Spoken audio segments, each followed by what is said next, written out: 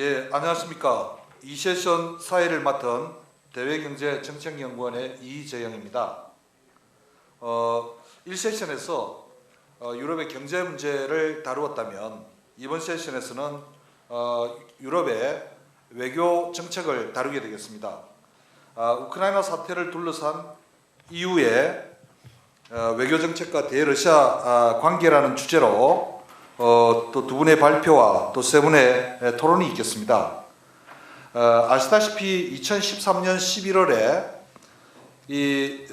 우크라이나가 EU와 어소시에이션 어그리먼트를 체결하기로 했는데 빌리뉴스에서 체결하기 직전에 거절을 하게 됨으로써 이 우크라이나 사태가 발생하게 됐습니다. 그래서 작년 봄에 발생해서 지금까지 큰 파장을 야기하고 있습니다. 한편으로는 한국에서는 우크라이나에서 큰 관심이 없었거나 혹은 많은 국민들이 어디에 위치했는지도 잘 몰랐습니다만은 이번 계기를 통해서 크림반도 우크라이나 어디에 있는지 많이 알게 되었던 것 같고요. 다른 한편으로는 현재 우리 정부가 추진하는 유라시아 이니시티브에도 좀 부정적인 영향을 미친 것도 있는 것 같습니다. 어쨌든 EU와 우크라이나 관계 그리고 EU와 러시아의 관계가 여기에 대한 현황을 파악하고 향후 전망을 해보는 것은 대단히 시적절하다 이렇게 생각을 합니다. 특히 국제 질서의 어떤 변화도 있겠지만 가깝게는 러시아의 신동방 정책이 강화되는 것도 아닌가, 혹은 또 극동 시베리아 개발이 좀 더 박차를 가게 되는 것이 아닌가, 러중 관계의 변화도 있을 테고, 또 궁극적으로는 이 동부 지역에서 북한과 러시아의 관계 변화도 있을 것 같습니다. 여러 가지 이러한 시사점을 많이 줄 것 같던 이런 중요한 재미있는 세션이 될 것 같습니다. 오늘 발표자로는 전 우크라이나 대사를 역임하시고 현재 대전광역시 국제관계자문대사로 계시는 김원중 대사님이 발표를 해주시고요. 또 두 번째는 한양대학교에 계시는 우평균 교수님께서 발표를 해주시겠습니다.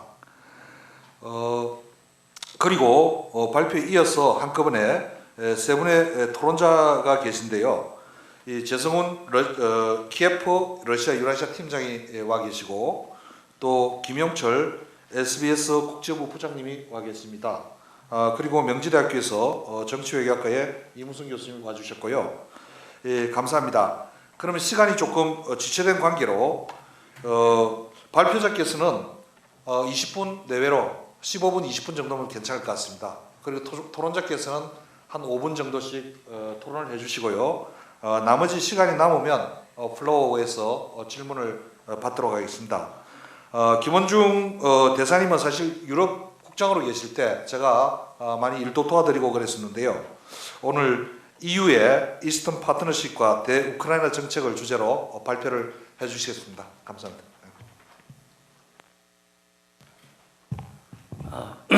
반갑습니다. 제가 약간 목이 쉬어서 좀 목소리가 좀 거스러지는 점을 좀 양해해 주시기 바랍니다. 조금 전에 이재성 실장님도 말씀하셨다시피 제가 2008년부터 10년간 외교부 유럽국장을 역임하면서 그 당시 EU하고는 우리가 잘 아다시피 프레임워크 어그리먼트에 제가 수석 대표였습니다. 그래서 제가 2009년 가서명을 했고, 그리고 그 당시 또 러시아와는 저희가 전략적 동반자 관계를 형성을 해가지고 그 유럽에서 가장 중요한 EU와 그리고 러시아와의 관계를 강화하는 나름대로 기여를 했다고 합니다. 하여간 이렇게 그 키예프하고 이제 고려대가 이번 이런 좋은 세미나를 만들어준 것에 대해서 다시 한번 감사드리고, 제가 그 우크라이나 대사를 역임하면서 느꼈던 우크라이나 사태에 대한 제의 경험을 여러분들과 같이 나누어서 또 여러분들이 EU 또는 러시아와의 관계에 대해서 좀이라도 도움이 되면 하는 바람입니다. EU의 이스턴 파트너십은 저희가 이제 동방 파트너십이라고도 번역을 하고 있는데요. 이게 이제 추진 경위를 보면 2007년도에 루마니아하고 불가리아가 이제 EU에 가입을 하면서 EU의 확대 정책이 일단 마감이 됐습니다. 그러면 이제 EU가 주변 국가와의 그 관계를 이제 정립하는 소위 유로피안 네이버후드 팔러시를 채택을 했습니다. 거기에 보면 일단 2008년 7월 그때 프랑스가 EU 의장국이었는데 유니언 오브 더 메디터레이니언, 그러니까 메디터레이안 지중해 국가들과의 그 관계를 강화하는 그런 정책을 채택을 했고, 그리고 폴란드가 일단 제안하고, 그리고 스웨덴이 협력을 해가지고 소위 오늘 지금 저희가 거론을 하려고 하는 이스턴 파트너십이 형성이 됐습니다. 그래서 2009년 5월 체코가 의장국에 있을 때 정식 채택이 됐습니다.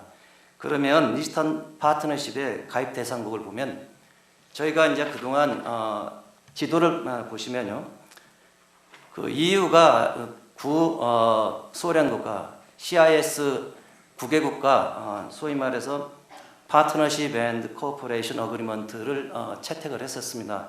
거기에 그 5개 국가, 그러니까 우크라이나, 몰도바, 그리고 아르메니아, 아제르바이잔, 조지아, 그리고 별도로 그 벨라루스와 6개 국가의 그 협력 대상국으로 선정을 해가지고 이들과 이제 본격적으로 유로피안 파트너십을 형성하게 됐습니다. 그러면 유로피안 파트너십의 그 주요 내용과 이행 수단을 보자면 저희가 EU하고 협력 관계를 보면 가장 중요한 게 프레임워크 어그리먼트입니다. 그러니까 기본 조약을 통해 가지고 저희가 유럽과의 그 정치뿐만 아니라 경제 모든 분야에서의 협력을 포괄적으로 기술을 하고 있습니다. 그리고 관계법으로 해가지고 EU하고 FTA 그리고 EU와의 비자민주 협정을 채택을 하고 있습니다. 그런 것처럼 이번 그 이스턴 파트너십에도 가장 중요한 게 뭐냐면 소위 말해서 그 이센셜 엘리먼트, 그러니까 인권 그리고 민주적 가치, 그런 분야에서 서로 기본 가치를 공유하는 소위 말해서 likely minded countries로서 협력을 한다는 구상입니다. 그래서 이런 이행 수단을 보면 양자적 측면에서 본다면 저희 그 프레임워크 어그리먼트와 비슷한 어소시에이션 어그리먼트를 채택을 해서 정치뿐만 아니라 경제, 포괄적인 분야에서의 협력 관계를 규정을 하고 있죠.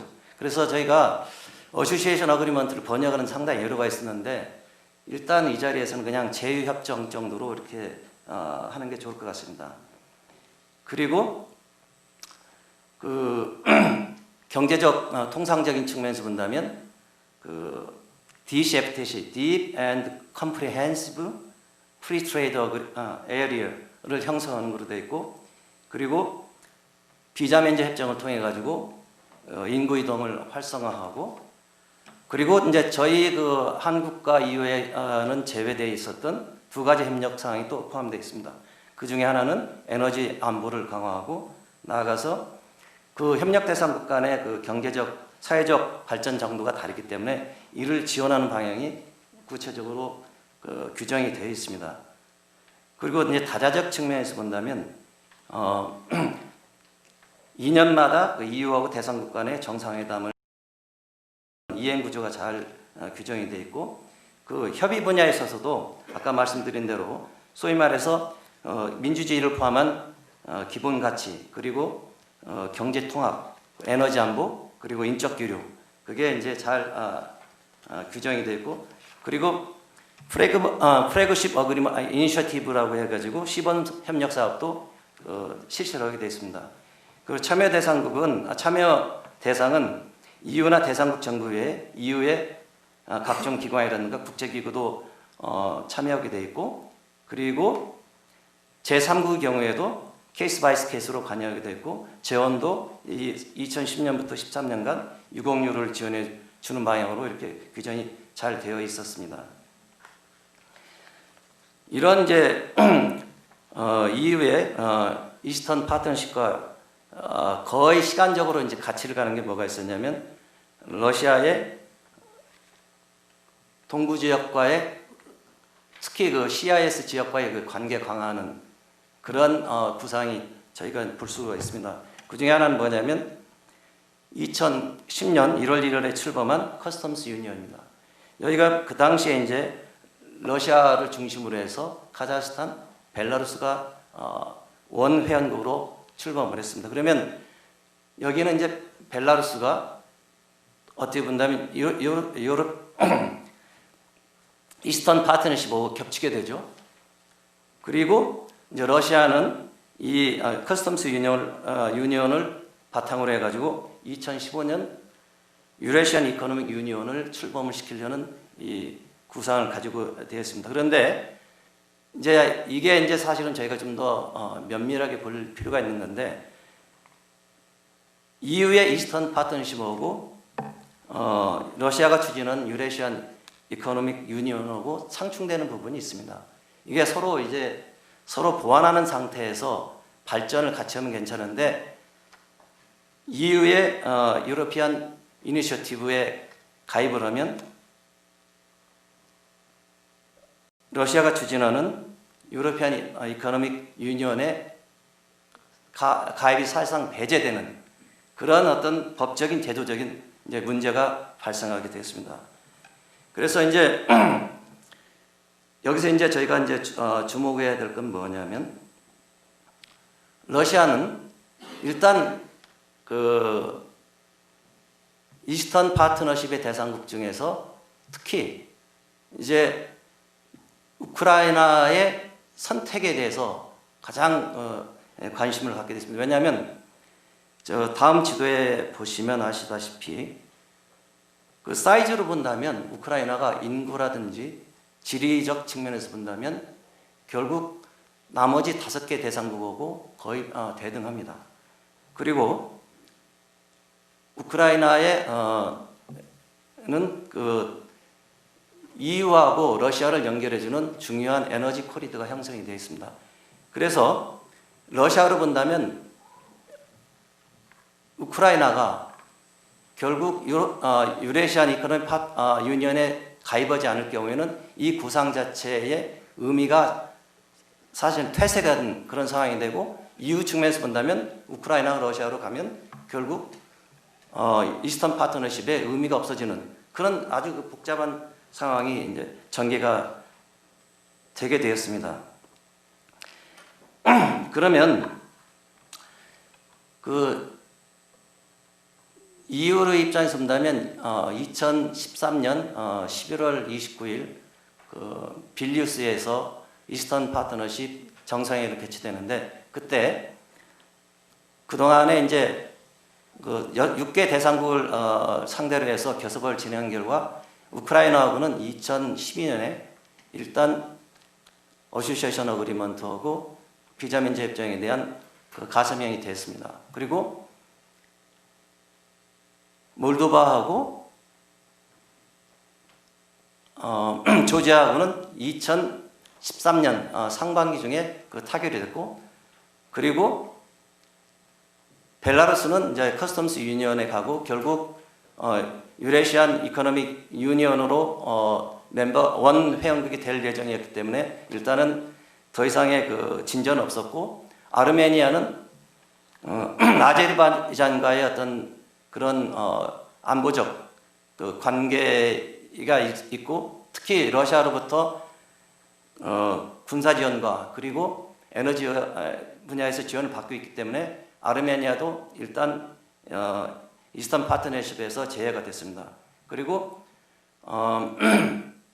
아제르바이잔의 경우에는 여기서 나오신 아까 나온 대로 민주적 가치 특히 휴먼 라이츠 분야에서 문제가 되어 있기 때문에 더 이상 진전이 없었습니다. 그래서 결국 EU는 차별화된 정책을 통해서 결국 우크라이나 그리고 몰도바, 조지아하고는 그 AA와 그리고 FTA를 체결하되 나머지 3개국에 대해서는 일단 보류하는 그런 상황이 되었습니다. 그러면 우리가 이제 이걸 한번 검토를 해볼 때 왜 그러면 이 3개국만 대상으로 해서 이런 법적인 제도적인 장치를 구축하게 됐나, 그걸 한번 개념적으로 그리고 경험적 그리고 러시아적 측면을 봐서 한번 고찰해 볼 필요가 있다고 보고 있습니다. 왜냐하면 개념적으로 본다면 소위 말해서 가치를 공유한다, 소위 라이크리 마인드리 컨트리스가 좀 모호함이 있습니다. 특히 이제 인권이라든가 민주적 가치에서는 일부 국가는 참 수용하기 어려운 측면이 있었기 때문에 그걸 사실상 채택하지 않을 경우에는 그 이스턴 파트너십 되지 않는다는 것에 대해서는 어떻게 본다면 아르메니아나 또는 아제르바이잔으로서는 참 수용하기 어려운 그런 측면도 있었습니다. 그리고 또 EU 확대에 따른 또 필요감도 노정이 되었습니다. 특히 그 EU 측면에서 본다면 그 대상국들이 줄기차게 요구한 게 뭐냐면 결국 이스턴 파트너십이 EU 가입으로 연결이 되냐, 그 분야에 대해서 지속적으로 요구를 해왔지만 EU가 더 이상의 확대에 대해서는 당분간 추진하지 않기로 결의한 이상 그런 EU 가입에 대한 커밋먼트를 할 수 없는 그런 상황이었습니다. 그리고 또 경험적으로 본다면 저희도 사실 EU하고 프레임워크 어그리먼트 체결에 상당히 애로가 있었던 게 뭐냐면 EU가 탑다운 방식을 요구를 했습니다. 그러니까 일단 자기네가 이런 프레임을 구상하고 그 협력 대상국이 여기에 대해서 조정하고 하는 그런 방식을 택했기 때문에 특히 러시아로부터 구애를 받고 있는 벨라루스라든지 우크라이나의 경우에는 유로피안 파트너십을 하든지 그렇지 않으면 유레시안 이코노믹 유니온을 하든지 둘 중에 하나 태결할 수밖에 없는 그런 상황이 처하게 됐다는 것도 지적이 되었습니다. 그 러시아적 측면에서 본다면 러시아는 EU의 EU 확대에 따른 필요함과 달리 러시아로서는 이 이스턴 파트너십이 특히 우크라이나하고 벨라루스가 가입하는 걸 절대적으로 할 수 없는 상황이었습니다. 그래서 벨라루스뿐만 아니라 우크라이나에 대해서는 EU가 제공할 수 있는 모든 조건을 아웃비딩할 수 있는 그런 조건을 제시함으로써 결국 아까 이 실장께서 이야기하시는 것처럼 벨라루스는 물론 우크라이나가 결국 빌리우스 정상회담 직전에 이스턴 파트너십을 보류하는 그런 상황에 처하게 됐습니다. 그래서 EU가 나중에 이제 이걸 저희가 여러 세미나를 통해서 이제 저희가 느꼈던 건 뭐냐면 이걸 좀 더 EU가 좀 충분히 사전에 대비를 해가지고 러시안 퀘스천을 조금 더 면밀하게 검토했었으면 이렇게 우크라이나 문제를 두고 특히 이제 빌리우스 정상회담에서 이스턴 파트너십 채택되지 않은 걸 가지고 결국 유로마이단 혁명으로 이어지는 그런 걸 어느 정도 피할 수 있지 않을까, 그런 나름대로 그런 리플렉션도 없지 않아 있었습니다. 그러면 이제 우 교수님께서 우크라이나 사태에 대해서는 충분히 협의가 있을 것으로 알고 있습니다. 그래서 저는 간단히 왜 그러면 그 당시에 우크라이나가 EU하고 이스턴 파트너십에 사실상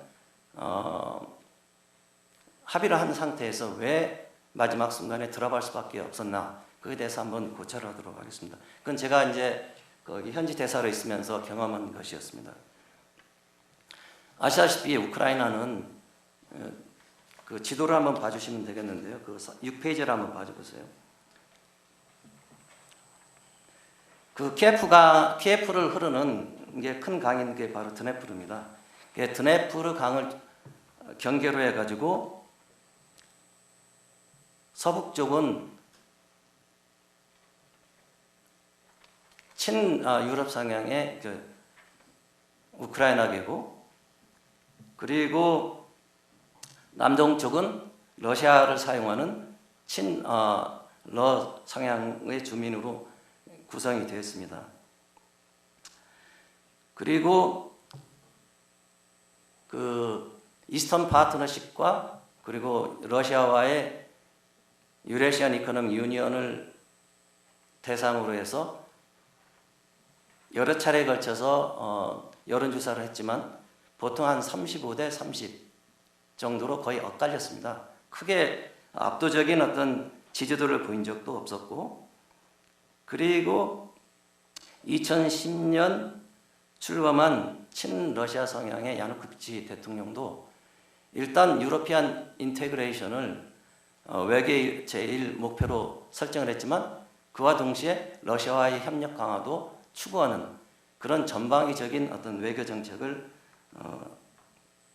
제시를 하고, 거기에 따라서 그 유럽은 물론 러시아와의 협력을 계속 같이 발전시켜 왔습니다. 그런데 이제 아까 말씀드린 대로 이스턴 파트너십하고 유레시안 이코노믹 유니언이 서로 양립될 수 있는 것이 아니고 언젠가는 둘 중에 하나를 택일해야 되는 상황에 이제 처할 수밖에 없었습니다. 왜냐하면 그 러시아로부터 정말 EU가 여지까지 제시한 모든 조건을 아웃비딩할 수 있는 좋은 경제적 제의를 받은 상태에서 야누코비치 대통령이 EU와의 협력을 강화할 수 있는 유일한 방안은 결국 이스턴 파트너십을 통해 가지고 EU에 가입할 수 있는 그런 EU로부터의 커미트먼트가 필요했는데 결국 EU는 그럴 수 있는 상황이 아니었습니다. 결국 그런 어떤 상황에서 야누코비치 대통령은 2015년에 있을 자기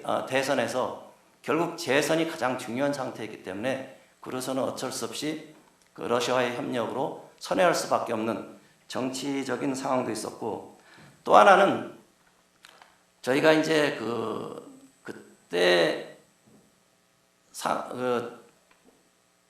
우크라이나의 정치, 경제, 사회적 측면을 또 한 번 면밀히 보자면 결국 우크라이나는 CIS 국가 중에서 가장 지하 경제가 만연할 정도로 가장 그 정경유착과 부정부패가 심한 나라 중에 하나였습니다. 그 우크라이나 발전하기 위해서는 결국 서구로부터의 투자라든지 기술 협력이 필요한 반면 또 러시아와의 전통적인 에너지 분야라든지 석탄 등 그런 자원 협력이 또 필요한 상태였습니다. 그렇기 때문에 그 우크라이나로부터는 그러니까 두 분야의 협력이 꼭 필요했기 때문에 했고 그 두 개를 택일할 수 없는 그런 상황이었습니다. 그런데 이제 결국은 빌뉴스 정상회의 직전에 결국은 그런 우크라이나에서는 어려운 그 선택을 했는데 그게 결국은 이제 유로마이단 혁명으로 이어질 수밖에 없는 또 불가피한 상황도 없지 않아 있었습니다. 그러면 그 유로마이단 혁명과 관련해서는 그 이유는 사실은 이제 저희가 내가 상세히 기술은 안 했지만 결국 이게 2004년 오렌지 혁명과 달리 오렌지 혁명 때는 그 당시에는 이제 부정 선거에 대한 항의로서 이루어졌지만 결국 큰 희생 없이 그 평화적으로 잘 타결이 됐습니다. 근데 2013년에 유로마이단 혁명은 약 100여 명이 사상하고 수백 명이 부상당하는 그런 우크라이나로서는 초유의 그 유혈 상황으로 전개가 되었습니다. 결국 유럽의 입장에서는 이게 유혈 사태로 확산되고 우크라이나가 분리되는 걸 원치 않았기 때문에 그 조기에 평화적으로 수습할 수 있도록 나름대로 외교적 노력을 했습니다. 그러나 그 양측 간의 그 타협이 성사가 되지 않고 2014년 2월 22일 야누코비치 대통령이 키예프를 탈출하면서 결국은 그 친유럽 그 혁명 세력이 혁명이 성공하고 결국 유럽으로서는 이 혁명 과도 정부를 승인할 수밖에 없는 상황이 되었습니다. 그래서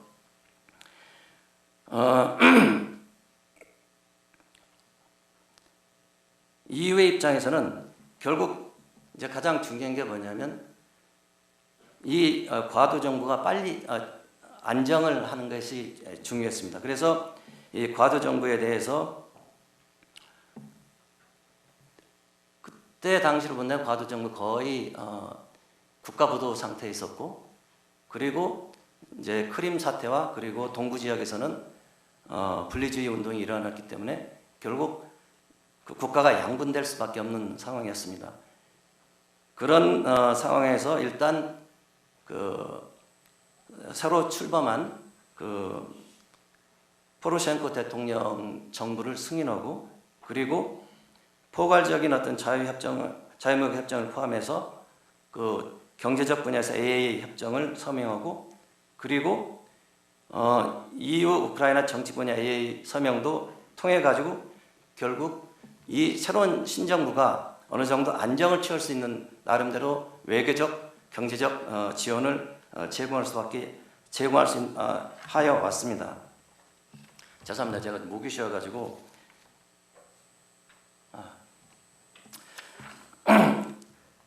그러면 이제 그 우크라이나 동부 지역 안정화 노력에 대해서는 우 교수님께서 좀 듣기로 하고, 여기 제가 이제 하나 이제 관심을 가지고 볼 건 뭐냐면 그 프랑스, 독일, 러시아, 우크라이나 4국 정상간 노르만디 포맷입니다. 그러니까 이게 그 2014년 그 노르만 상륙 70주년 계기에 이제 첫 회동을 하고 나서, 그리고 9월 5일 민스크 휴전 제1차 합의, 그리고 금년 2월 12일 민스크 휴전 2차 합의, 그리고 이제 나아가서 이 노르만디 포맷을 통해서 민스크 휴전 체제 유지를 위한 재반적 노력이 이제 지속되고 있습니다. 그러면 향후 추진 전망과 관련해서는 그 EU의 입장에서는 7페이지를 한번 봐주세요. 그 유로피안 파트너십을 계속적으로 발전시킬 것으로 예상이 됩니다. 일단 그 AA와 제휴협정과 그리고 FTA를 체결한 세계 국가하고는 저 심도 있는 협의를 하고, 그리고 여기에 특히 이제 금년 5월 이스턴 파트너십 정상회의 계기에 지금 아직 그 EU 회원국 중에 비준하지 않은 국가들이 상당히 있는데 빨리 이제 비준할 수 있도록 독려를 하고, 그리고 이제 비자 면제 협정도 이때 체결이 돼서 결국 협력 대상국들이 그 EU와의 정치 분야와 그 경제 분야에서 협력을 제고할 수 있는 제도적 틀을 갖춘 게 중요하다 볼 수 있습니다. 그리고 그 우크라이나 사태의 안정화 노력이 사실은 필요합니다. EU뿐만 아니라 러시아 그리고 우크라이나도 이 사태가 계속해서 악화됐을 경우에는 모든 관련 국가들한테 그 피해가 크고, 특히 EU의 입장에서는 그 우크라이나의 사태로 인한 러시아에 대한 제재로 인해서 그 일부 회원들의 피로감도 지금 노정이 되고 EU 자체로서 많은 경제적 손실도 지금 발생하고 있습니다. 그래서 빨리 우크라이나 사태가 정착이 돼가지고 이게 결국은 그 이런 이스턴 파트너십의 그 효과가 그 발휘될 수 있는 그런 상황을 그 조건을 형성하기 위해서 지금 노력을 하고 있습니다. 결론적으로 보면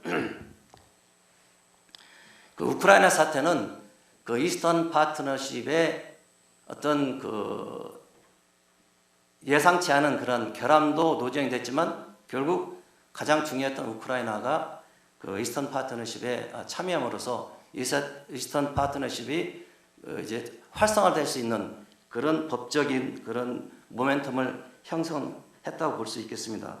그리고 이제 우크라이나로 봐서는 크림의 영토를 상실당하고 아직도 그 돈바스 지역에서는 분쟁 상황이 지속되고 있지만 결국 기도했던 정치뿐만 아니라 경제적 분야에서의 개혁이 성공할 경우에는 결국 정치적 안정과 더불어서 경제적인 성장도 회복될 수 있다는 그런 측면을 볼 수가 있습니다.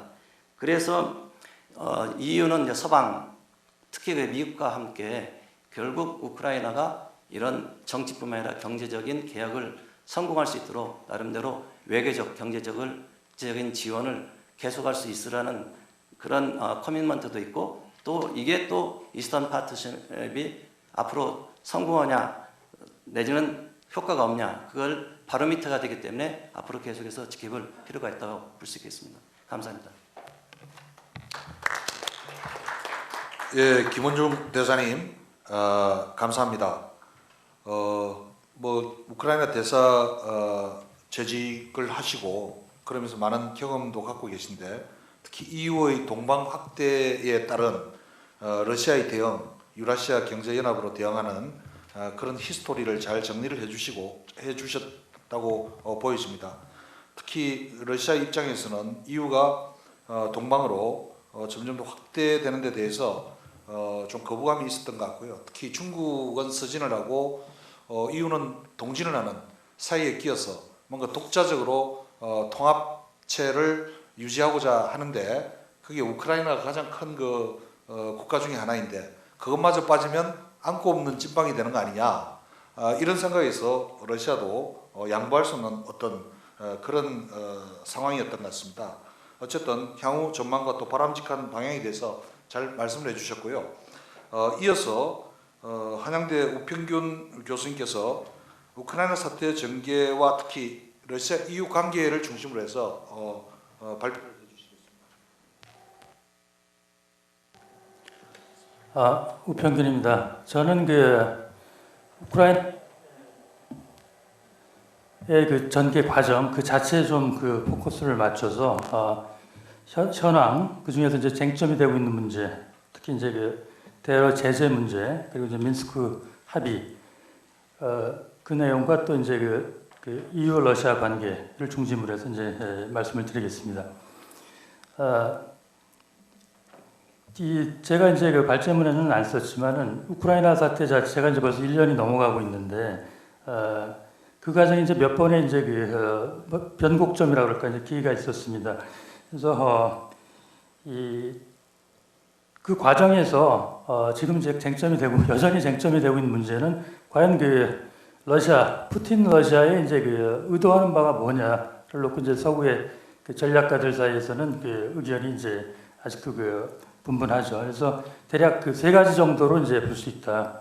첫 번째는 푸틴은 크림 합병에서 더 나가려고 하지는 않는다. 그러니까 영토적으로는 크림 합병 이상으로 야욕이 없다.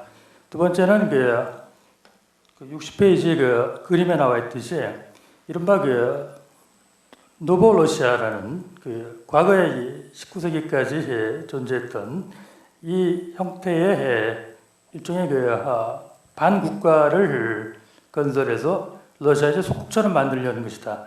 이 노보러시아는 이 흑해에서 아조프해까지 걸치는 이 우크라이나의 동남부 지역을 이제 포괄하고 있죠. 굉장히 산업적으로 중심지고 많은 인구가 있고 또 가스관 같은 것도 지나가고 중요한 지역이죠. 그래서 그런 주장이 있고 또 한 가지는 주로 이제 나토나 유럽의 이제 군사 전략가들이 이런 생각을 많이 갖고 있는 것 같은데, 여기서 끝나지 않고 이제 푸틴의 의도가 발트 국가나 몰도바 같은 러시아 사람들이 많이 살고 있는 지역에 다시 소위 말하는 하이브리드 워페어 방식으로 접근을 해서 이것을 러시아의 국가 안보 이익을 성취하려고 한다. 제국이죠. 과거에 사실 소련 제국과 유사한 형태의 제국을 꿈꾸고 있다. 이런 주장이 있습니다. 그래서 그것을 우리가 파악하는 것이 상당히 어렵고 진행 중인 사태이기 때문에 더더욱 어렵다. 그래서 현재 현황 쟁점이 되고 있는 큰 두 가지 문제를 이제 말씀을 드리면은 제재 문제를 들 수 있습니다. 제재는 2014년 이제 3월부터 미국과 EU가 거의 동시에 이제 시작을 했죠. 그래서 중간에 서너 차례 강화 조치를 취하는 과정을 밟았고 또 EU 미국 이외에도 캐나다나 일본 또 아주 제한적이지만 이제 호주 같은 나라도 이제 제재에 이제 참여하고 있습니다.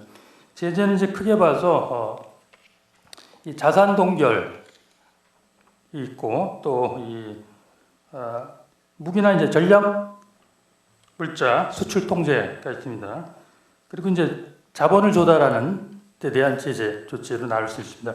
그래서 EU 같은 경우에는 2014년 이제 3월부터 단행을 했는데 이 제재의 이제 하나의 이제 그 계기는 7월달에 작년 7월달에 이제 그 말레이시아 항공기가 격추되고 나서 유럽이 제재를 더 강화하게 됩니다. 그 전까지는 이제 주로 이제 러시아 주 인사들의 그 여행 금지, 그 자산 동결만 국한하고 있다가 이것을 이제 그 러시아 기업들 또 일부 또 에너지 그 기업들에게까지 이제 그 제재를 확대 적용을 시킵니다. 그래서 이 현재 이 제재가 계속 연장이 돼서 경제 제재 주요 경제 제재는 한 6월 말까지 지금 예상이 그 기한이 돼 있고 또 자산 동결 개인 그 같은 경우는 이제 개인이나 기업 같은 경우 이 9월 달까지 지금 돼 있죠. 그래서 이제 한 7월이 되면은 그 유럽 차원에서 다시 제재 문제를 논의해서 이것을 연장해야 될지 말지를 이제 결정하게 될 것입니다. 지금 이제 가장 많은 의견은 일단 이 민스크 합의의 그 이행 과정을 지켜보는 1단계 그 종결 과정이 올해 말입니다. 그래서 그때까지는 이 추이를 지켜보면서 이 제재를 연장할 것으로 봅니다. 근데 이제 최근에 뭐 월드뱅크 같은 데에서는 앞으로 1년 더 충분히 제재가 연장이 될 가능성이 높다 이렇게 이제 보고 있죠. 그래서 이 대러 제재 자체가 분명히 그 확대되어 왔고 이로 인해서 러시아에서 그 효과가 나타나고 있다라는 그런 그 근거들도 있지만 그 대러 제재 자체가 지금 현재 러시아 경제에 어떤 실질적인 그 영향을 주고 있는지에 대한 분석은 그렇게 많지는 않은 것 같습니다. 왜냐하면은 이 제재 조치 효과도 있지만 국제 경제의 흐름이나 또 뭐 유가 하락 이런 것들도 많이 영향을 줬기 때문에 이게 복합적으로 작용하기 때문에 이 분리하기가 상당히 어렵다. 그리고 또 한 가지 제재의 특징은 이것이 강화되었지만 그렇다고 해서 이 푸틴의 이 어떤 그 행동을 제어하는데 이것이 큰 영향을 미쳤냐 이것도 굉장히 논란이 되고 있죠. 그래서 그 정도로 강력한 것이었냐 아니었냐라는 것이죠. 이제 분명한 것은 그 지난 2월달에 합의된 그 민스크 2가 이행이 안 된 것이 분명히 나타나면은 제재가 물론 강화되겠죠. 그러면 최소 1년은 더 가겠죠. 그러면은 러시아 경제 분명히 더 어려워질 것이고 상당히 그 유럽도 그렇고 러시아도 그렇고 어려운 국면에 들어갈 것이다. 이것은 이제 분명합니다. 그리고 이제 또 한 가지 이제 제로의 이제 한계는 미국도 그렇지만 러시아 이제 최대국으로 수많은 그 러시아 사람들을 먹여 살리고 있는 중산층을 많이 창출했던 이 가스프롬 같은 기업에 대해서는 일단 제외하고 있다. 이걸 많이 해버리면 푸틴도 이제 강력한 그 보복 조치로 나올 것이 뻔하기 때문에 이것은 그 남겨두고 있다는 거죠. 그래서 이런 상태에서 이 2015년 2월달에 민스크 2 합의가 되죠. 이것도 상당히 그 많은 그 쟁점들을 이 안에 담고 있습니다. 그래서 사안에 따라서는 굉장히 복잡하고 이 갈등이 유발될 수 있는 그런 것들도 많이 있습니다. 그래서 뭐 이를테면은 우리가 이제 알려지기로는 그 가장 그 분쟁이 치열한 도네츠크와 루간스크 주에서 이제 중화기를 철수하는 문제가 있고 그거에 대한 그 절차 이행 그 과정에 대해서 이제 그 규정이 되어 있습니다. 그리고 중화기 철수가 완료가 되면은 우크라이나 법률에 의해서 해당 지역에서 이 지방선거를 실시하기로 했습니다. 그리고 그 지역의 그 정치경제적 그리고 이제 뭐 사회 복지적인 그런 그 시스템이 복구가 돼요. 지금 우크라이나 정부가 기존에 예를 들면 뭐 해당 지역 주민들에게 그 연금을 줬는데 그걸 좀 중지하고 있죠. 은행 시스템의 어떤 국제 업무 이런 거 다 정상화 시키기로 이제 한 것이죠.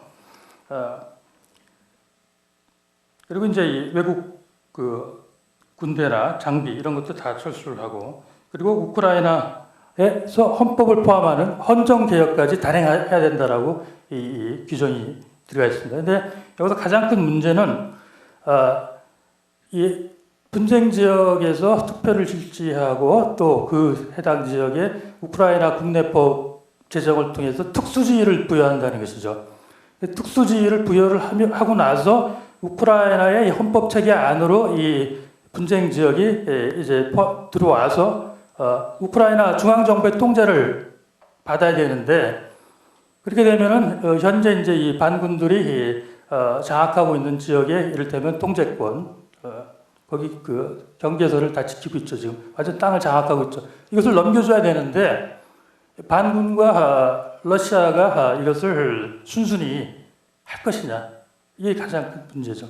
그래서 이걸 놓고 지금 계속 그 반군 측과 그 우크라이나 정부가 그 조건을 놓고 계속 그 공방전을 지금 벌이고 있죠. 그래서 이 민스크 2가 이행되는 것은 그렇게 쉬운 것은 아니다. 또 민스크 2 이행을 위해서는 이 분쟁 지역 자체가 사실 굉장히 넓기 때문에 제한된 수의 이 OSC에서 지금 관리를 하겠는데, OSC의 그 감독자들이 다 커버를 못합니다. 사실 250명 갖고 중하게 철수하는 것, 또 해당 지역의 민스크 2 기타 합의 이행 과정을 감독하는 것 자체가 굉장히 무리다. 그래서 사실 그 반군 세력이 굉장히 다양한데, 반군이 보유하고 있는 이 뭐 개인 공용화기 수준이 웬만한 게 EU 국가의 군인들의 이 무장 수준보다 더 높습니다. 그래서 이제 그 정부군이 이제 많이 고전하기도 했지만 이것을 철수하는 문제도 굉장히 단순한 것이 아니다. 그렇다면 그 우크라이나 사태의 이 진행 과정에서 주로 이제 그 유럽과 러시아가 어떤 그 입장을 갖고 서로 대응해 왔냐, 이것을 우리가 이제 관심을 가져볼 수 있는데, 제가 보기에는 작년 7월 달에 이제 이 말레이시아 항공기의 이 격추 사고가 있기 전까지 대체로 그 러시아는 미국과 서구 세력, 미국과 유럽을 이간시키는데 좀 더 전략적인 목표를 뒀다면은 말레이시아 항공기 사건 이후에 그게 좀 힘들어졌죠. 유럽이 어느 정도 이제 일치해서 제재에 이제 단합된 모습을 보이면서 미국과 같이 유럽 내부를 좀 분열시키는 전략에 좀 더 무게를 싣고 있는 것이 아니냐, 이렇게 보입니다. 그래서 러시아가 수행하고 있는 그 하이브리드 방식의 워페어 중에서 여러 가지가 있지만 중요한 것이 이제 선전전입니다. 그래서 아주 대대적인 물량 공세와 막대한 예산을 투입해서 일종의 공공의회도 될 수 있고, 또 유럽의 일반 시민들, 지식인들, 시민단체를 향해서 선전을 펼치고 있는데, 그것이 효과가 있다, 없다, 그거 갖고도 이제 논쟁이 있는데, 큰 효과는 없다라고 이제 많이 보고 있죠. 하지만 분명한 것은 이 유럽 내부의 어떤 다른 목소리가 생겨나게 함으로써 그것이 정부의 정책 결정에 영향을 주는, 그러니까 여러 가지 대안이 있다는 것을 이렇게 제시하는 데는 효과를 보고 있는 것이 아니냐, 이렇게 보입니다. 그래서 유럽 내부에도 이 테러 제재에 반대하는 국가들이 꽤 있죠. 하지만 현재까지 유럽은 이 프랑스나 독일, 미국이 원하듯이 유럽 자체가 일치된 의견을 갖지 못하고 분열하는 모습을 보여주기를 굉장히 좀 두려워하고 있죠. 그러면 러시아가 더 협상력이나 더 힘을 갖고 이제 나올 수 있기 때문에, 그렇지만 이 내부에서는 이 테러 제재에 다른 생각을 갖고 있고 또 이것이 더 강화가 되면 이것을 반대할 수 있는 그런 입장 갖고 있는 나라들이 꽤 있죠. 그래서 서구는 아까 이제 대사님 말씀하셨듯이 초기 이 대응 과정에서 문제점을 노출했다고 이제 영국 같은 데서 평가 보고서가 나왔고 그리고 가장 큰 문제는 제가 볼 때는 러시아는 전략적으로 이 우크라이나 사태에 임하고 있고 이것을 이끌어가는 입장이다.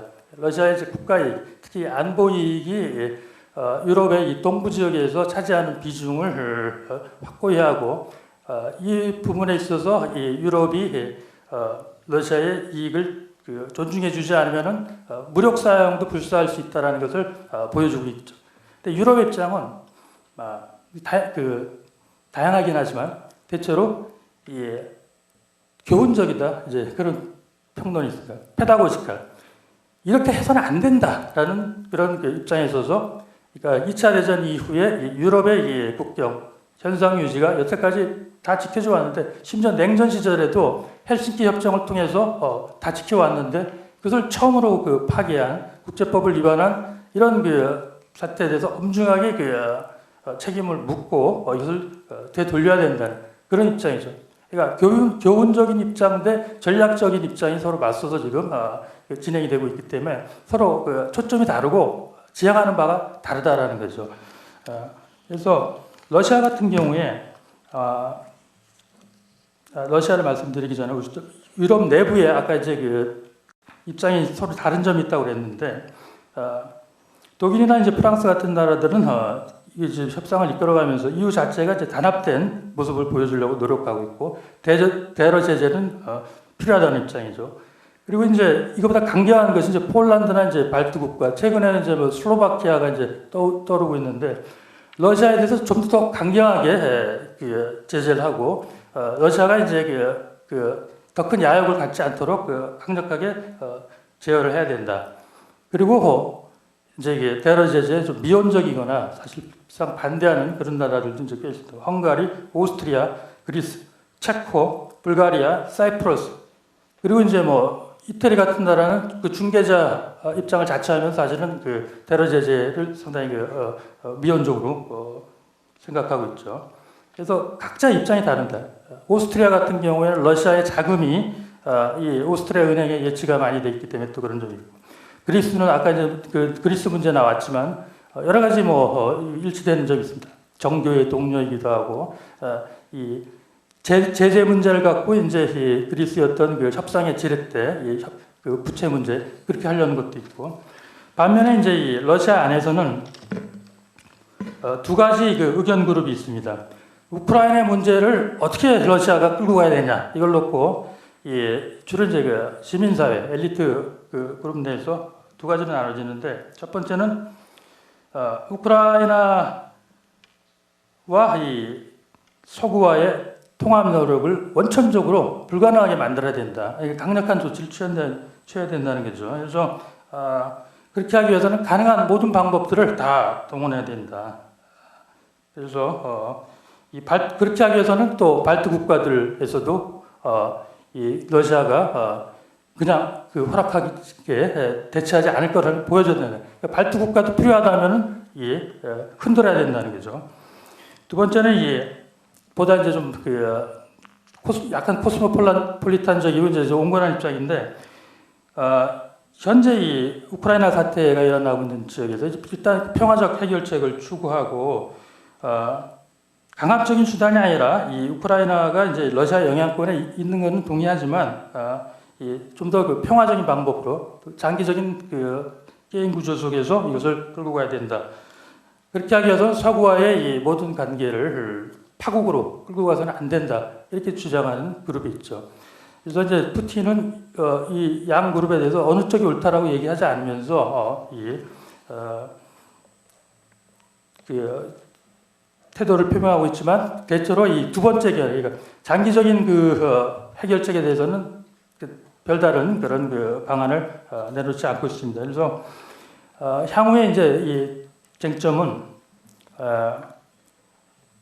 민스크 2가 이제 과연 어느 정도 수준까지 이것이 지켜지고 거기에 대해서 합의를 도출할 것이냐 이거에 따라서 테러 제재의 연장 그리고 이제 그 강화가 논의될 수밖에 없겠죠. 그래서 아까 말씀드렸듯이 이 민스크 2가 어려워지고 테러 제재가 연장되거나 이제 강화된다면 그 유럽도 타격을 받게 되고 러시아도 굉장히 큰 어려움에 닥칠 것이다.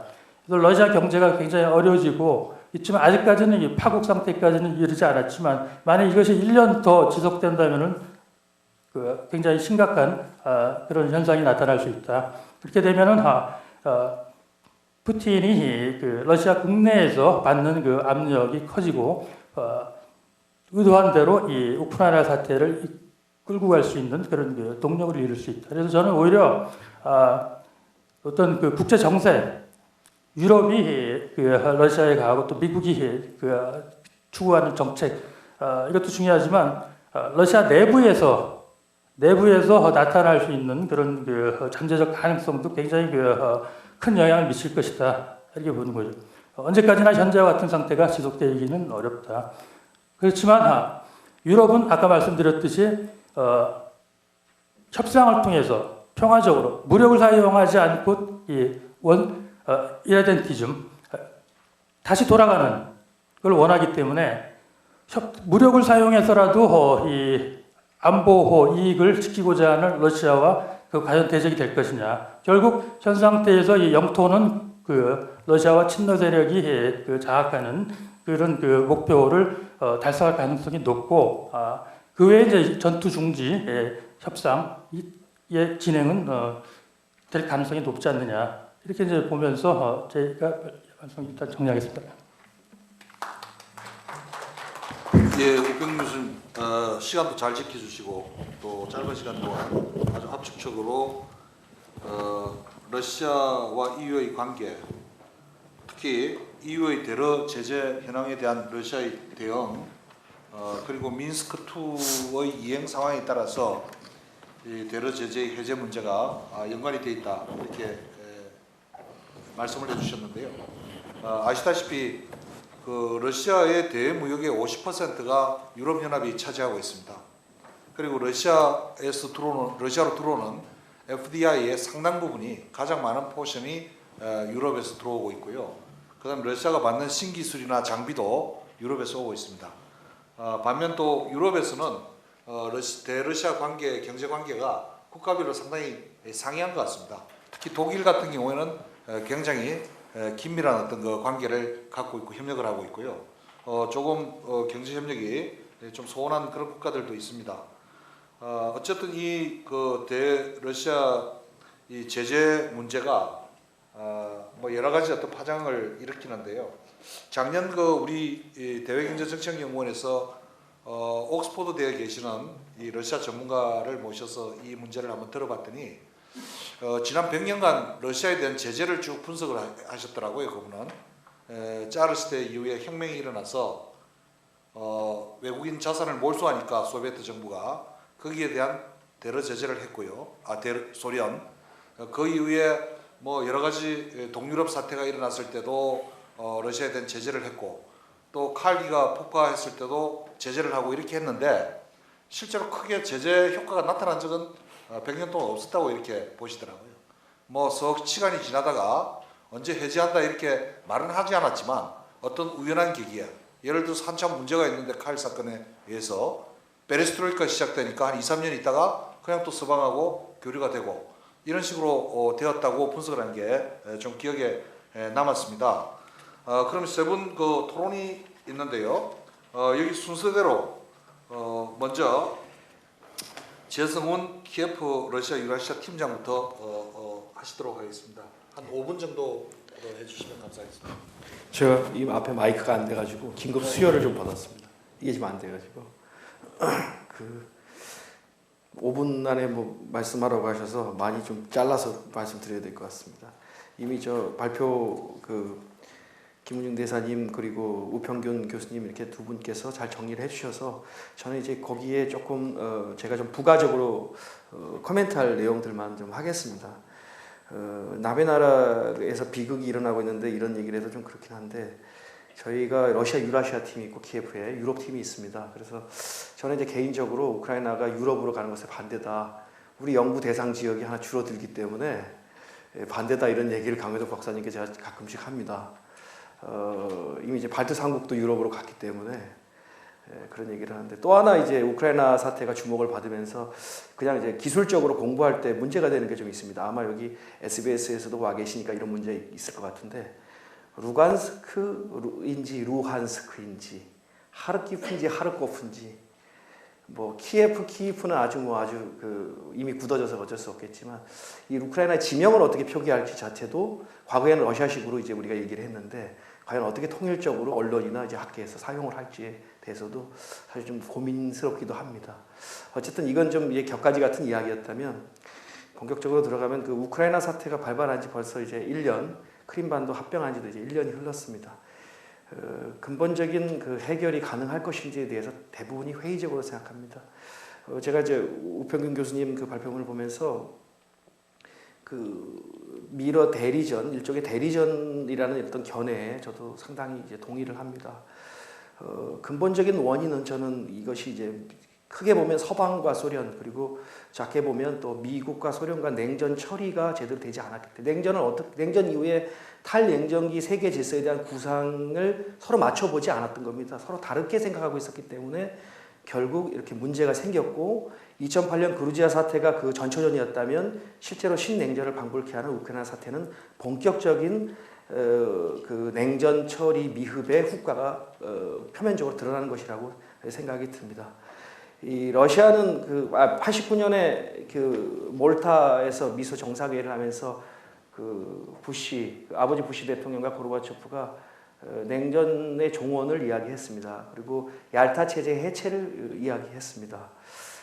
결국 그런데 이 이후의 세계 질서에 대해서 양국의 입장이 같지가 않았던 거죠. 러시아 같은 경우에는 브레즈네프가 제안했던 그 제한 주권론을 폐기를 하고 동유럽에 대해서 간섭을 중단을 했습니다. 그리고 고르바초프의 그 신사고 외교 정책에 따라서 미국과 건설적인 협력을 하면서 냉전 종언의 주체로서 민주적인 공동체를 이제 꾸려갈 수 있을 거다, 운영할 수 있을 거다라고 생각을 했습니다. 그렇기 때문에 독일 통일도 인정한 것이고 바르샤바 조약기구도 해체를 한 거죠. 근데 미국은 이에 대해서 완전히 다르게 생각한 것 같습니다. 미국은 냉전이 해체된 것은 소련이 패배했기 때문에 냉전이 해체됐기 때문에 결국 세계 질서의 주도권을 소련과 공유할 의사가 전혀 없었던 거죠. 그리고 베를린 장벽 너머로 유럽 전체로 민주적 가치를 확산하고 또 미국 이외에는 다른 패권국이 존재하지 않는 세계 질서를 구축해 나갔다고 봅니다.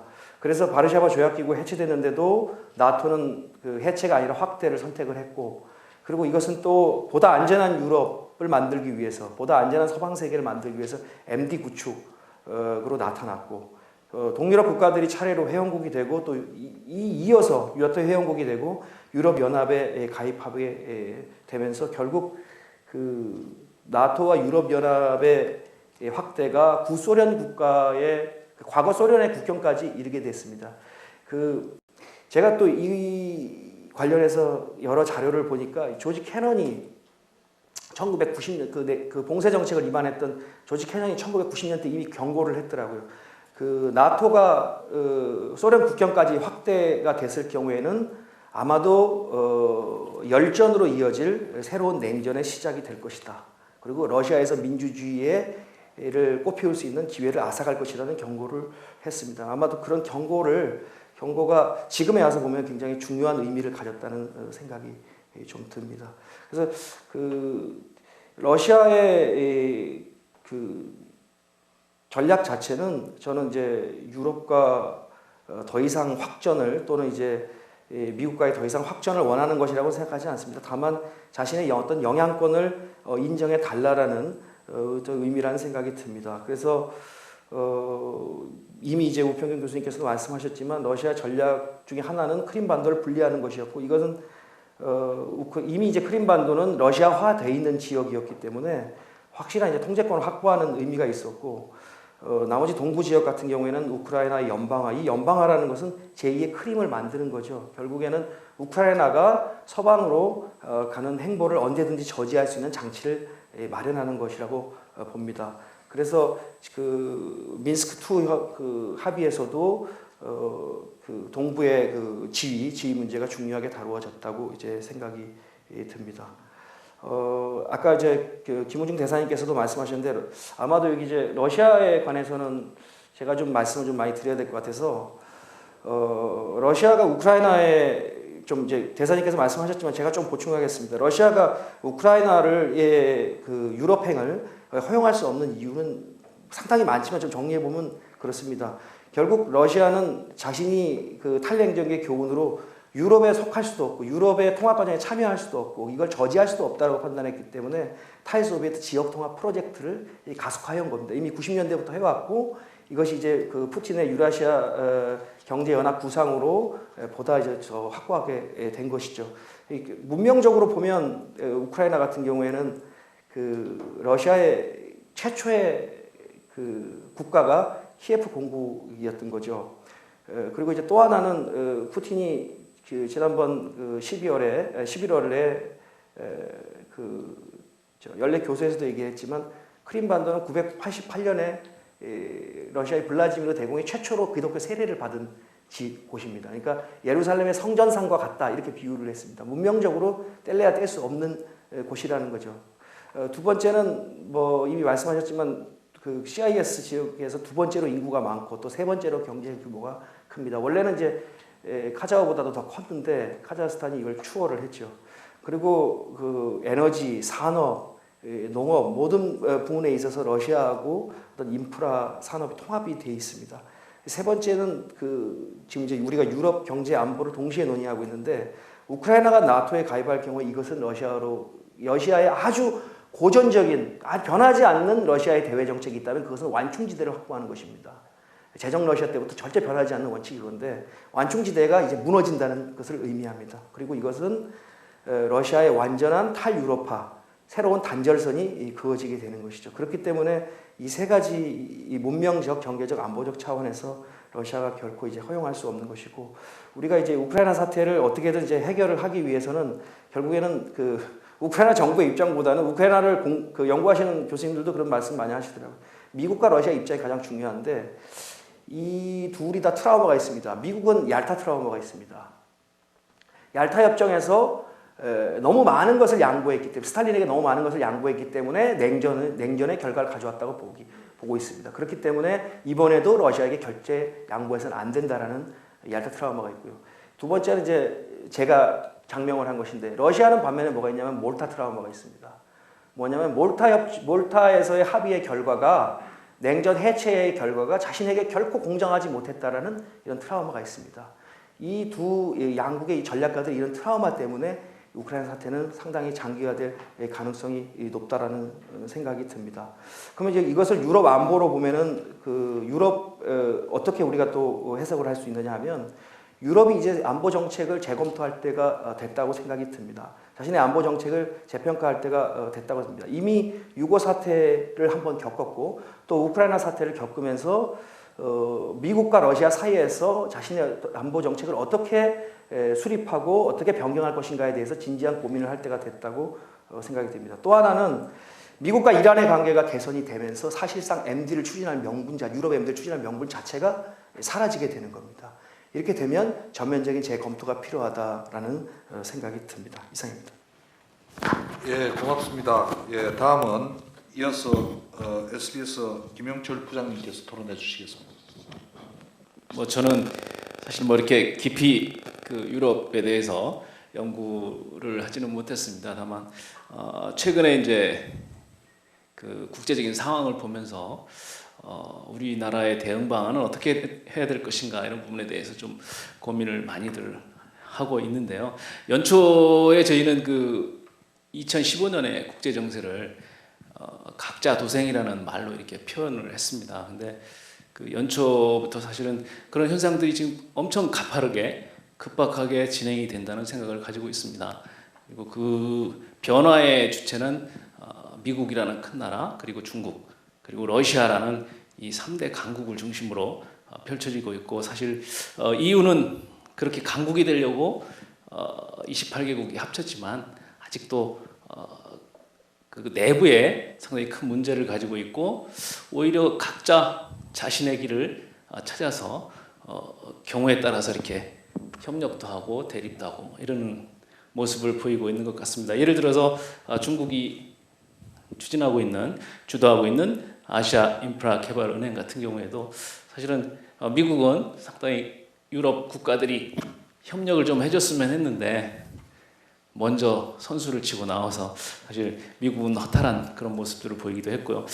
미국은 반대로 그 쿠바와 관계들을 개선하고 있고 이란도 79년 호메이니 혁명 이후에 적대국이었던 이란과도 관계를 개선을 하고 있습니다. 그래서 이런 것들을 보면서 야 이제 그 냉전 시대가 붕괴하고 과도기를 거쳐서 이제 새로운 그 각자 자국의 이익을 찾아서 가는 그런 모습들이 가속화되는구나 이런 느낌을 가졌습니다. 그리고 그 수단으로 물론 미국이라는 강력한 그 무력을 가진 미국이 있지만 그 반면에 이 석유라는 또 엄청난 무기가 있어서 그 석유가 또 이 무기로 작용하고 또 러시아를 그 굴복시키는데 결정적인 역할을 한 게 결국은 국제유가가 $100 이상에서 지금 $40, $50까지 절반으로 떨어지는 그런 것들이 러시아하고 EU를 그렇게 협상을 하게 하는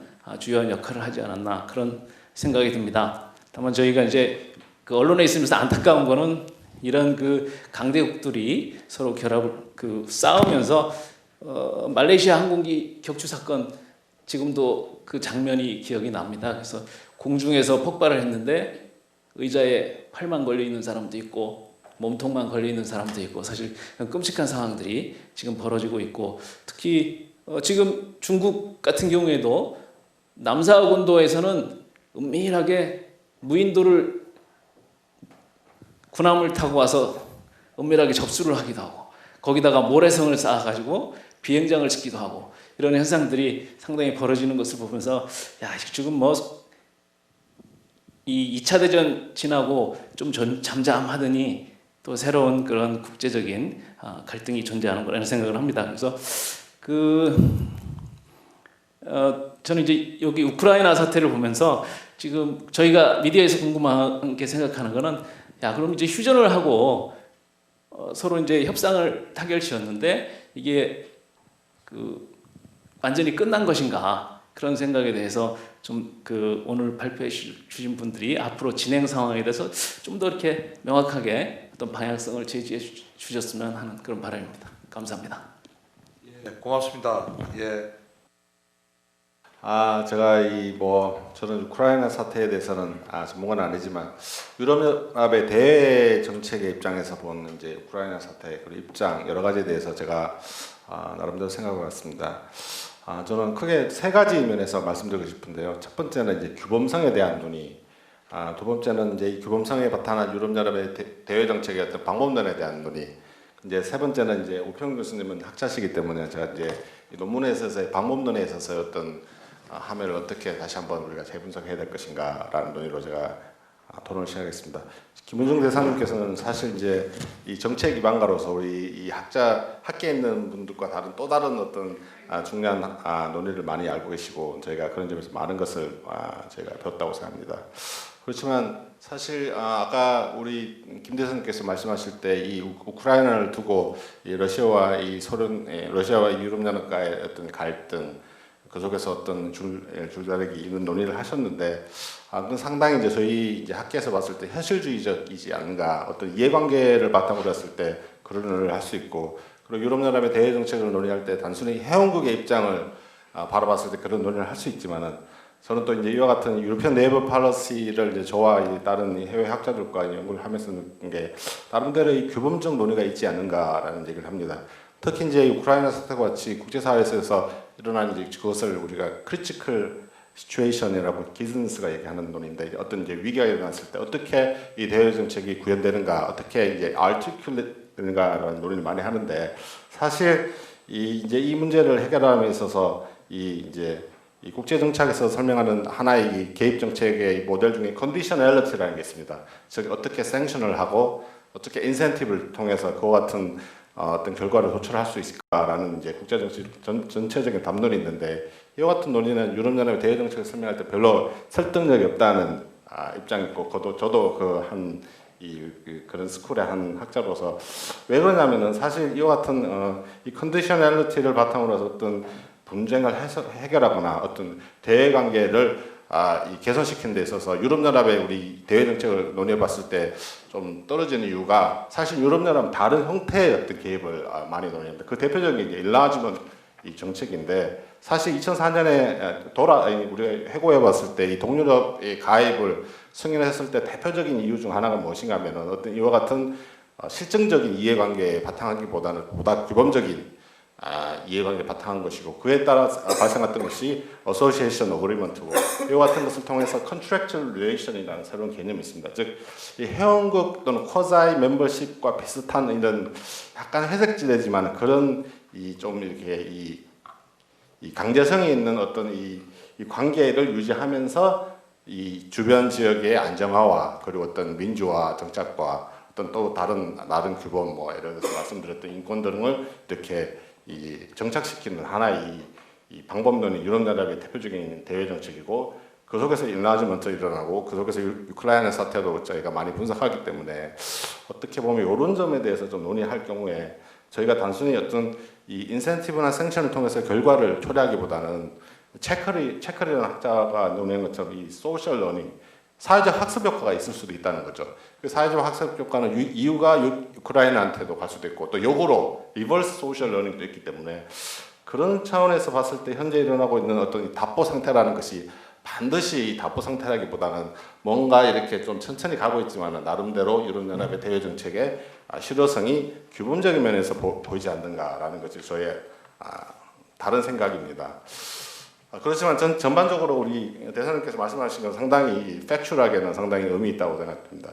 두 번째 이제 우평균 교수님께서 말씀한 논의도 그와 같은 점에서 일맥상통하게 적용된다고 볼 수 있습니다. 그렇지만 그와 함께 보다 우리가 좀 더 논의해봐야 될 것이 뭔가 하면은 우 교수님이 이제 이 논문을 적으면서 크게 세 가지 입장에서 말씀하신 것 같아요. 행위자로서 러시아와 EU와 미국, 그리고 그 행위자들이 논의하고 싶어하는 것이 어떻게 보면 우크라이나 사태일 수도 있겠죠. 그 원인이 무엇인가에 대해서는 우리가 차치의 문제지만.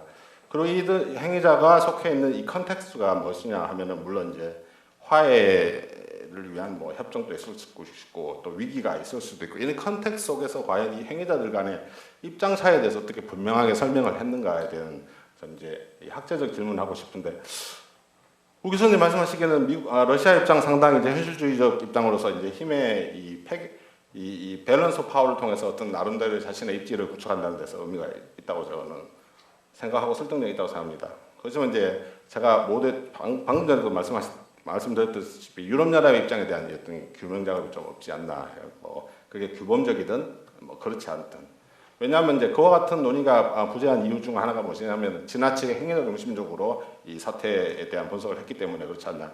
유럽연합 대외 정책은 정보관주의자들이 논의하듯이 행위자 입장에서도 설명할 수 있지만 동시에 초국가적 입장에서 대외 정책을 설명할 수 있기 때문에 그와 같은 논의에 대한 분석에 첨언도 필요하지 않을까 생각합니다. 그리고 마지막으로 이제 가장 중요한 이제 미국의 입장인데 과연 미국을 상수로 볼 것인가, 중재 변수로 볼 것인가, 독립 변수로 볼 것인가에 대한 분석이 있어야 되는데 그와 같은 논의에 대해서 좀 명확하지 않지 않나. 물론 대리전의 논의나 여러 가지 얘기를 했을 때 미국이 상수일 수도 있고 아니면은 그렇지 않고 또 다른 형태의 얘기를 하면은 중재 변수일 수도 있는데 그와 같은 논의는 좀 더 해야지만이 이 현재 이 세 행위자들이 속해 있는 어떤 이 우크라이나 사태라는 이 전체 컨텍스트에 대한 이 컨디션을 설명할 수 있지 않는가라는 것이 저의 메이저한 질문이고 마이너한 얘기로는 60페이지에 보면은 여기 보면은 이제 러시아 두 번째 이거 슬래시 포인트 이 같은 상황에서 생존에 초점 맞춰지게 됐다고 얘기했을 때 생존이라는 게 어떤 피지컬한 서바이벌을 얘기하는 건지 아니면 이제 저도 많이 하고 있지만 미첸이 얘기했던 온토로지컬 서바이벌, 즉 아이덴티티 퀘스천이지 그와 같은 논의가 있어야 된다고 생각합니다. 왜냐하면 사실 유럽연합과 러시아의 관계 그리고 우크라이나의 이 삼각관계 속에서 피지컬 서바이벌 논의를 한다는 게 상당히 어떻게 보면 좀 지나치게 현실적 입장에서 논의하는 것이 아닌가라는 것이 저희 마이너 포인트고, 두 번째 61페이지에 갔을 때 마지막 슬래시 포인트 보면은 대러 제저 문제에서 유럽과 미국과의 관계에서 유럽 간에 분열이 있다라고 논의를 했는데, 물론 이제 나름대로 분열, 전체적인 분열에 대한 얘기는 하셨지만은 실제로 이 포인트마다 예를 들어서 분명히 이제 화해와 이 갈등이 연속선상에 있는데, 그런 성사송에서의 어떤 국가들 간의 다른 입장에 대한 표명이 있어야지 유럽연합이나 그와 대변해서 우크라이나와 러시아와 미국과의 관계를 우리가 설명할 수 있지 않을까 생각합니다. 마지막으로 세 번째 포인트로는 70페이지에 가면은 두 번째 이 분리 포인트의 이 세 번째 슬래시에 보면은 푸틴의 목표가 우크라이나를 넘어서 발틱 국가도 흔드는 것이다라고 얘기했는데, 사실 2004년 동유럽 확장을 통해서 발틱 국가들은 그것을 제작하기 위해서 유럽을 기한 리턴 투 유럽을 얘기했고, 물론 그게 엘리트 차원에서뿐만 아니라 이 전체 이 대중 차원에서 그것이 받아들여졌고 수렴되었고, 그와 같은 목표를 때문에 유럽연합이 이들이 회원국을 받아주는 상태에서 과연 이와 같은 논의가 어떤 근거에서 가능한지 세 가지 점을 제가 질문하고 있습니다. 감사합니다. 예, 감사합니다. 세 분 상호 보완적인 아주 그 훌륭한 토론이 되었던 것 같습니다. 혹시 뭐 플로어에서 꼭 질문을 뭐 하실 분이 계시면 한분 예, 군사연구소 조상현입니다. 저는 그 우평균 교수님이 그 발표한 내용 중에서 두 가지, 하이브리드 워페어 개념하고 프락시워 이 두 가지가 제시가 됐는데, 하이브리드 워는 뭐 저도 전적으로 동의를 합니다. 왜냐하면 뭐 크림반도 합병 과정에서 보면 전투원도 들어갔고 비전투원도 들어갔고 물리적 수단도 동원됐고 심리전 같은 비물리적 수단도 동원됐으니까요. 그런데 이제 프락시워 그 부분에 대해서는 지금 우 교수님께서 이제 그 현재까지 상황을 놓고 프락시워로 보는 건지, 아니면 앞으로의 전망을 뭐 여기 포션은 뭐 전망 부분에 있어가지고 전망 쪽에 무게를 두신 것 같은데, 일단 크림이 합병되기까지 그리고 또 동부 지역 현재까지의 상황을 보면 군사적인 측면에서 프락시워라는 것은 어떤 피대리자에 의해서 결정적이고 중요한 이런 어떤 수단들이 제공돼야 되거든요. 근데 이제 크림반도 그 합병 과정에서 보면 서방이나 그 특히 미국을 이 대리로 지명을 하셨는데, 미국에서 그 지원은 뭐 제가 알고 있기로는 거의 없었습니다. 물론 뭐 수사적인 표현은 있었겠죠. 거기다가 크림반도 합병 과정에서 보면 러시아는 크림 내에 주둔하고 있는 자국 크림 함대 그 소속 군대를 활용해서 주요 목지점을 점령하고 크림 합병을 이뤄냈거든요. 그렇기 때문에 과연 이것이 군사적인 측면에서 볼 때 프락시워로 볼 수 있느냐, 이런 생각이 들고요.